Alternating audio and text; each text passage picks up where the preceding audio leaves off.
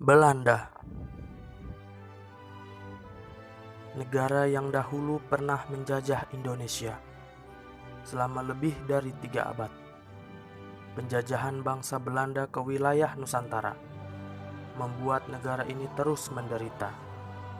Rakyat dianggap sebagai budak dan harus mengabdi kepada Belanda.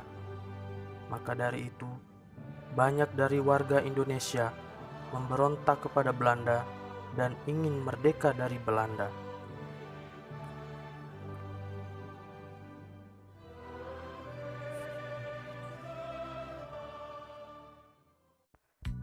Belanda juga memiliki keunikan-keunikan yang tidak dimiliki bangsa lain.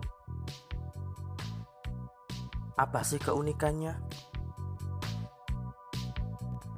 Sebelum kita lanjut, jangan lupa klik subscribe channel ini dan aktifkan lonceng notifikasi kamu untuk mendapatkan video-video bermanfaat dari channel Makin Tahu. Yang pertama adalah negara kincir angin. Ya, salah satu julukan yang paling melekat di Belanda adalah negeri kincir angin. Tapi tahukah Anda kenapa Belanda disebut negeri kincir angin? Belanda membangun kincir angin selama berabad-abad. Dengan kincir-kincir inilah mereka membangun negerinya.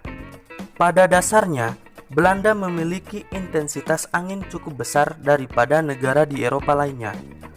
Dan Belanda juga merupakan negara yang sebagian besar wilayahnya terletak di bawah permukaan laut. Inilah sebabnya di abad ke-13 orang-orang Belanda memanfaatkan angin besar tersebut menggunakan kincir angin. Tujuannya untuk mendorong air ke lautan untuk membentuk daratan yang baru yang lebih luas.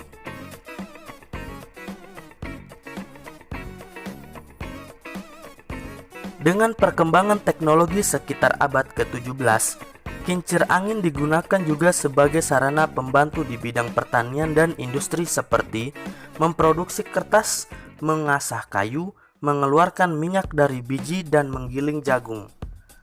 Pada 1973, Belanda memanfaatkan kincir angin modern atau turbin angin sebagai alat pembangkit listrik. Inilah alasannya mengapa Belanda disebut negeri kincir angin. Terdapat lebih dari 1000 kincir angin di Belanda. Beberapa di antaranya masih berfungsi untuk drainase. Namun, beberapa kincir yang masih berputar saat ini berada di ambang kehilangan kehebatannya dengan bangunan di sekitarnya yang semakin tinggi. Maka, kincir angin tidak bisa lagi menangkap angin yang besar seperti dahulu.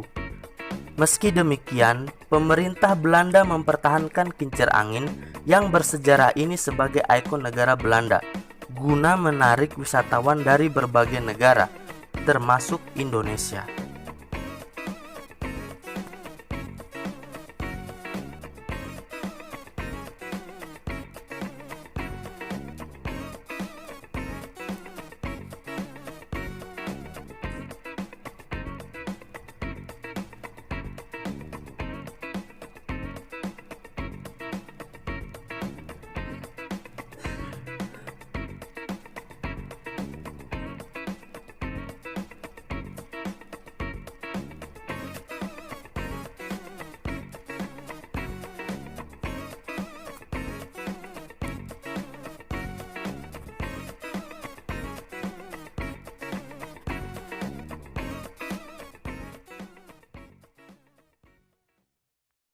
Yang kedua, negeri dam.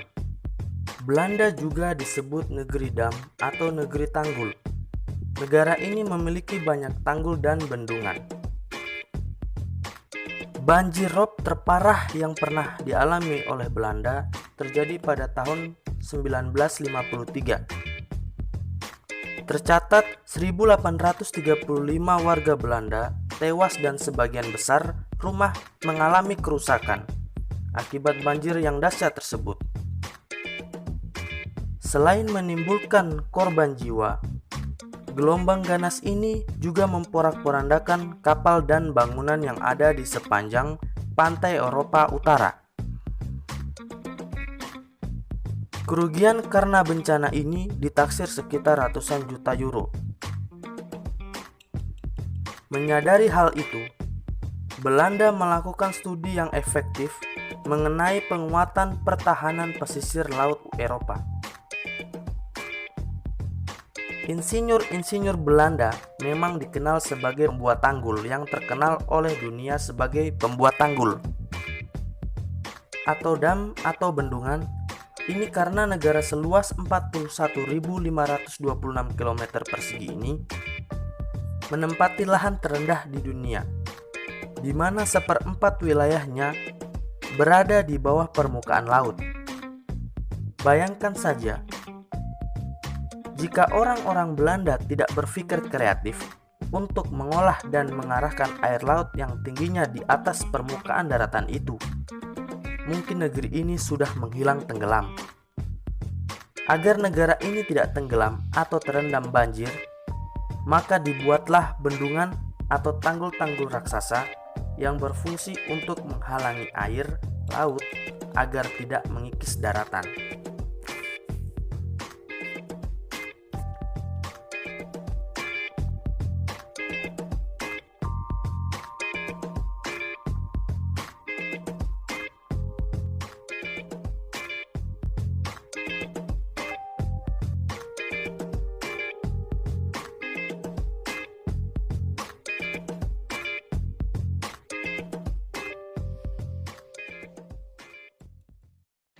Yang ketiga, bunga tulip ternyata dari Turki.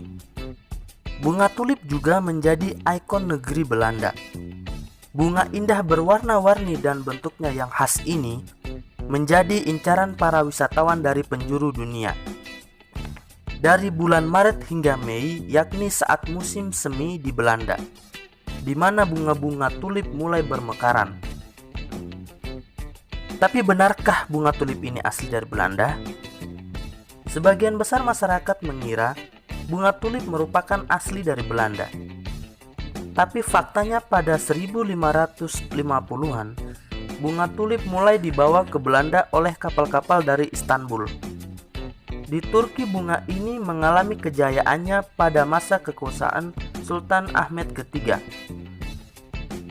Di abad ke-17, bunga ini berperan penting kala itu sehingga masa Sultan Ahmed III disebut juga sebagai era bunga tulip.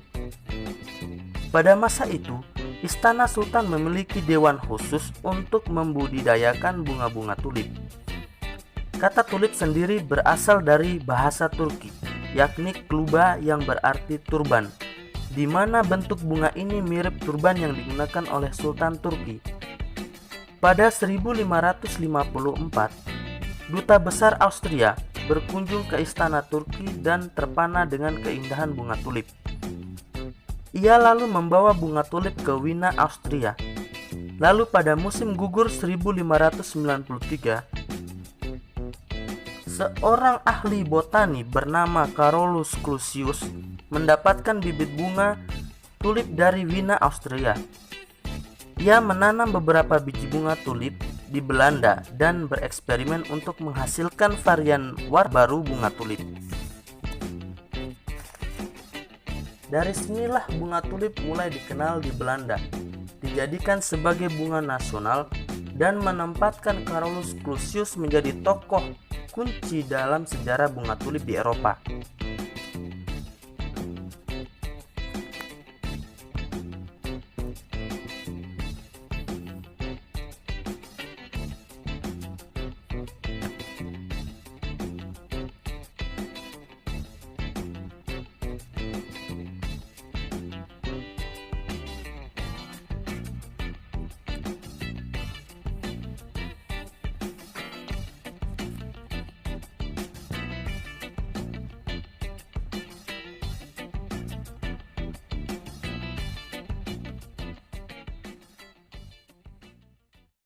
Yang keempat, Amsterdam, kota para pendosa. Yang unik dari Belanda adalah Belanda memiliki dua ibu kota, yaitu Amsterdam dan Den Haag. Secara konstitusi, Amsterdam adalah ibu kota negara, tapi ibu kota pemerintahan ada di Den Haag. Tapi kita tidak akan membahas Den Haag, melainkan Amsterdam. Pernahkah kalian mendengar istilah Sin City? Untuk kalian ketahui, Ini adalah julukan kota Amsterdam yang lain, di mana Sin City alias kota dosa mengacu ke dalam hal-hal negatif di tempat lain, tapi legal di tempat tersebut. Mengapa demikian? Singkatnya, ada dua hal Amsterdam lekat dengan sebutan kota dosa. Pertama soal ganja, yang kedua mengenai prostitusi legal. Di sana para turis bebas menghisap ganja di berbagai coffee shop yang tersedia. 250 coffee shops di Amsterdam dengan berbagai nama menyediakan ganja. Hanya saja, meski ganja dilegalkan sejak tahun 1970-an, aturannya tetap ketat. Sebab setiap orang hanya boleh memiliki 5 gram saja. Sementara soal prostitusi ilegal, kalian akan berkenalan dengan Red Light District, tempat di mana 300-an rumah bordir memamerkan para pekerja seks dalam kaca besar seperti etalase dan terbagi dalam bilik-bilik. Tidak hanya itu, museum prostitusi pun tersedia di Red Light District ini, yang dilindungi oleh pemerintah Belanda sejak tahun 1988. Namun belakangan Amsterdam ingin melakukan perubahan, seperti menutup etalase kaca, menyiapkan hotel, atau bangunan khusus hingga memindahkan lokalisasi ke tempat lain.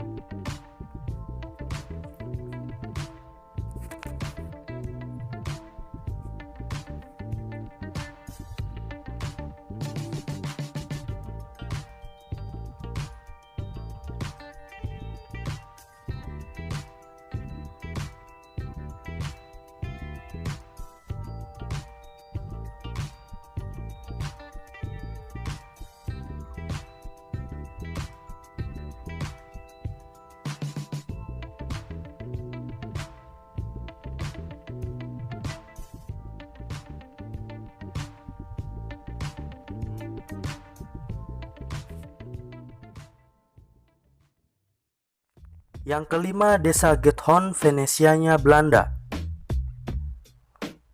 Jika Anda mendambakan sebuah desa yang tenang untuk menginap dan juga untuk menghindari hiruk-pikuk perkotaan, mungkin desa ini dapat mengabulkan keinginan Anda. Selain itu, suasana desa ini akan membawa Anda merasakan seperti masuk ke dunia dongeng. Rumah-rumah di desa ini dipisahkan oleh air, seperti desa apung, seperti Venesia yang ada di Italia. Desa ini sudah ada sejak tahun 1230.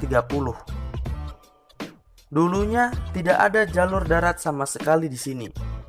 Hanya ada perairan yang dilewati perahu whisperboot. Setiap rumah di sini terdapat perahu yang terparkir. Dengan adanya perairan inilah, desa Giethoorn menjadi destinasi wisata yang unik. Desa yang dihuni oleh kurang lebih 2.620 penduduk ini paling pas dikunjungi saat musim panas. Apakah kalian tertarik, saudara?